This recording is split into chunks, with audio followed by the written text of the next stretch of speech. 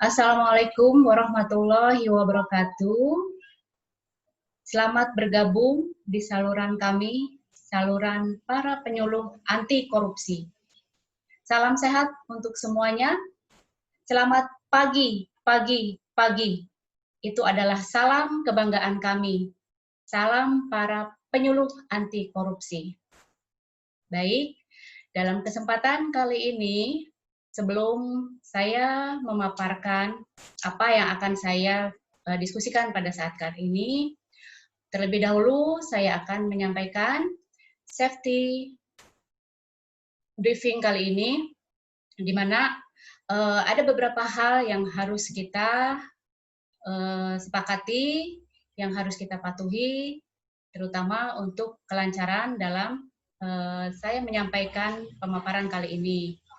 Yang pertama, jangan lupa, kita masih dalam kondisi pandemi, jangan lupa untuk selalu menggunakan masker, kemudian juga selalu melaksanakan atau melakukan cuci tangan, kemudian juga jangan lupa social distancing dan physical distancing, kemudian jika perangkat Anda tersambung ke saluran listrik, pastikan keamanannya, jangan sampai nanti di tengah perjalanan ada sesuatu hal atau trouble yang mengganggu kelancaran dalam perangkat kita.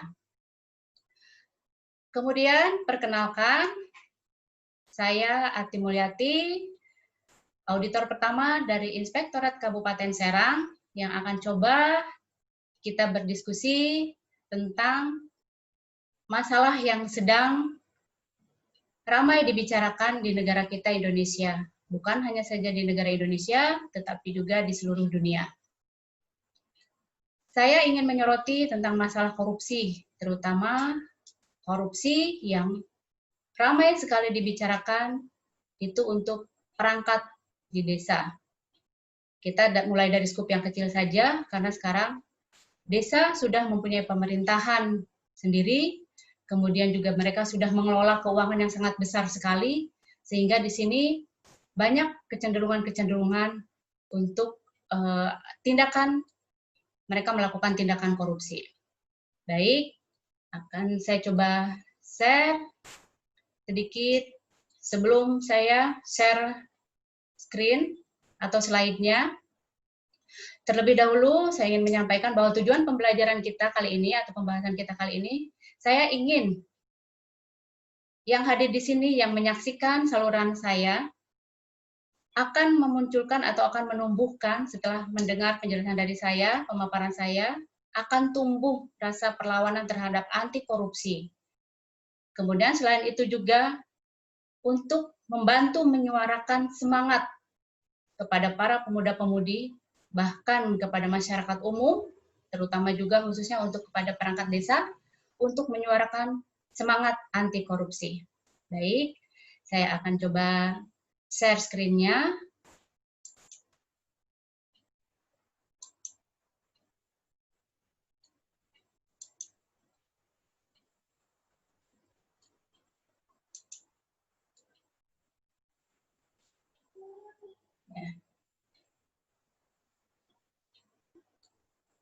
Saya di sini tertarik dengan tema tadi sudah di awal sudah saya ulas sedikit bahwa saya tertarik dengan aparatur desa karena mereka sekarang sudah mempunyai pemerintahan sendiri yang mengelola dana yang sangat besar. Di sini saya ingin mengambil topik karena materi ini saya persembahkan untuk para aparatur desa, terutama khususnya yang ada di Kecamatan Pamarayan, umumnya kepada aparatur desa yang ada di seluruh Indonesia.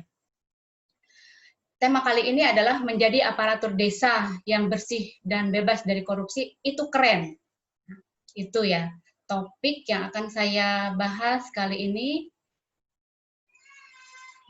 Sedikit singkat di awal, untuk mengawali kita, bahwa korupsi yang terjadi di negara kita, Indonesia maupun di dunia, itu sudah menjadi warisan budaya yang dilestarikan. Sebetulnya bukan dilestarikan, tapi karena merupakan budaya yang turun-temurun, akhirnya ada oknum-oknum yang tidak bertanggung jawab yang banyak melakukan penyelewengan, banyak melakukan perbuatan-perbuatan yang tidak sesuai aturan sehingga membuat masyarakat menjadi kacau, tidak ada sistem sosial yang berlaku dengan baik, kemudian juga setiap individu selalu mementingkan diri sendiri. Itu sedikit ulasan atau yang mengawali tentang korupsi. Kemudian juga kita masuk tentang pengertian korupsi. Sebetulnya apa sih korupsi itu? Kita sering mendengar istilah korupsi, tetapi kita kadang masih bingung apa korupsi itu. Korupsi berasal dari kata busuk ya atau korup gitu kan.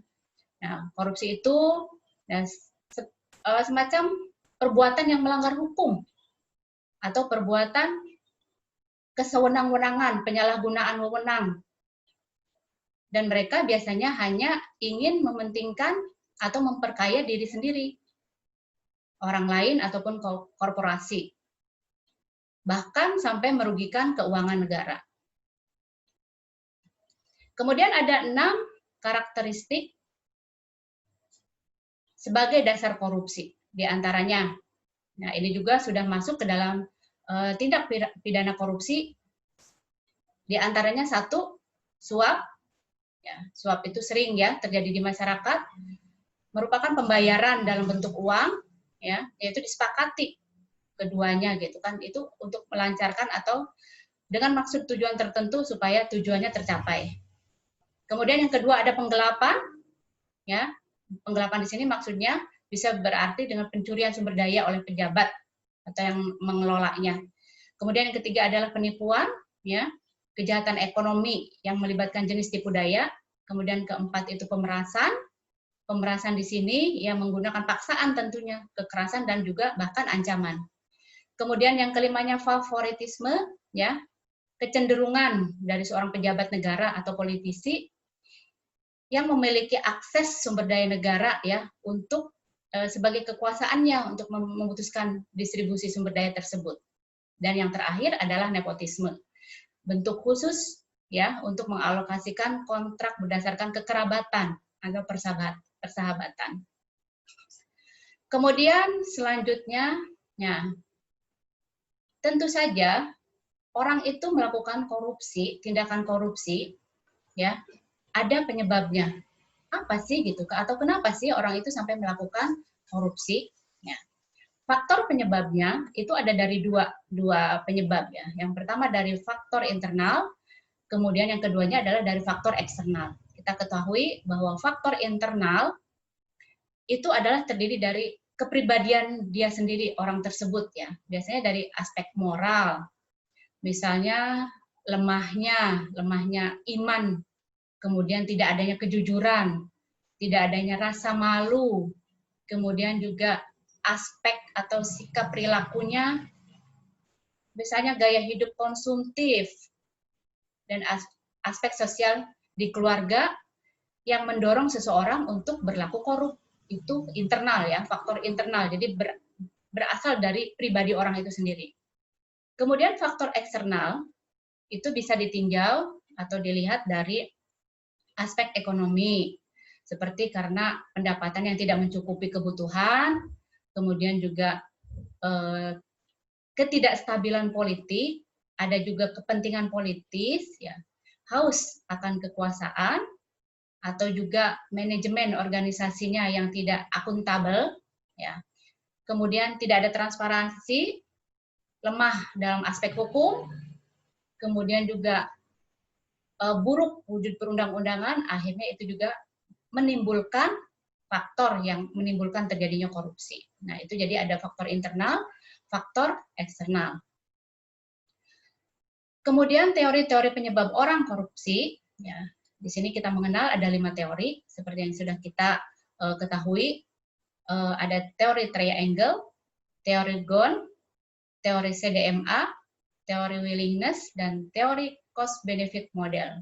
Ya, teori ini adalah teori-teori yang menyebabkan atau penyebab orang melakukan tindakan korupsi, ya. Bisa karena ada kesempatan, kemudian adanya peluang, kemudian ada juga suasana yang mendukung, ya, sehingga orang kemudian cenderung untuk melakukan tindakan korupsi.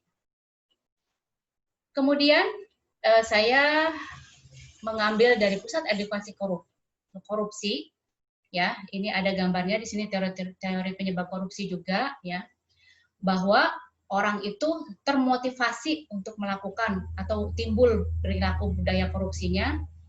Di sini ada 5 hal yang memaksa atau seseorang itu untuk melakukan tindakan korupsi. 1, karena mereka mempunyai kebutuhan. Kemudian yang kedua, adanya peluang, seperti yang tadi saya sebutkan di awal, adanya peluang sehingga orang itu melakukan tindakan korupsi. Kemudian korupsi karena ingin memperkaya diri sendiri. Ini juga ada di 7 tindak pidana korupsi yang menjadi 30 delik tindakan korupsi tadi.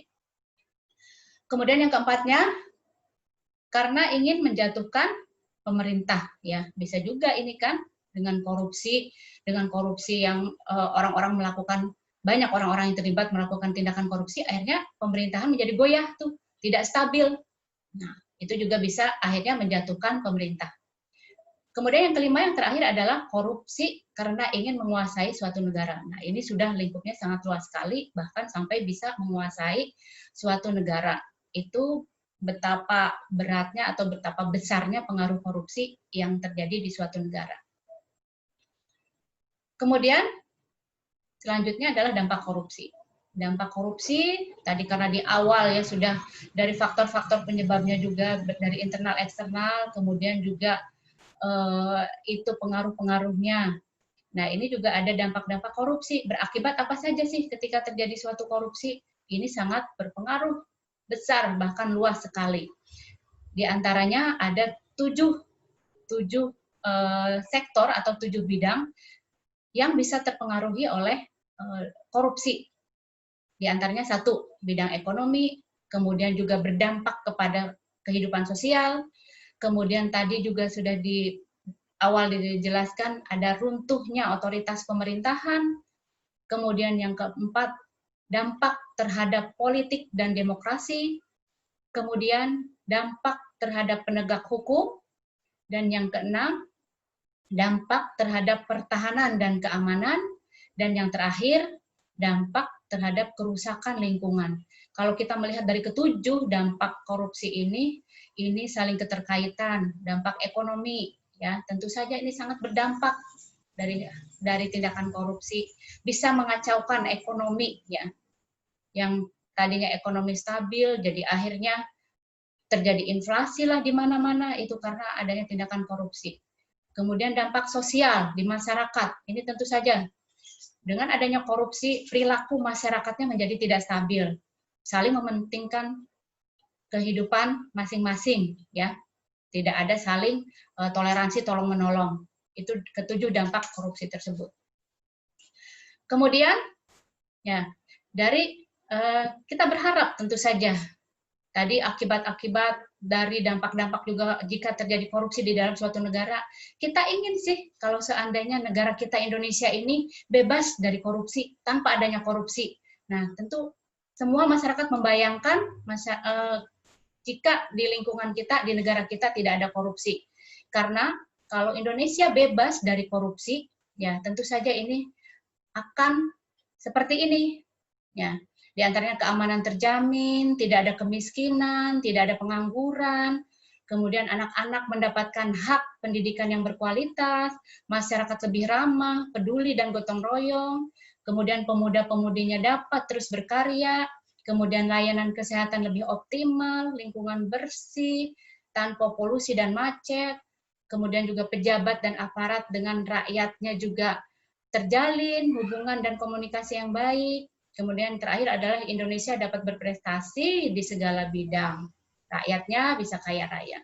Itu kalau misalnya di Indonesia tidak ada atau tanpa korupsi. Indah sekali, nyaman sekali kalau di Indonesia seperti ini.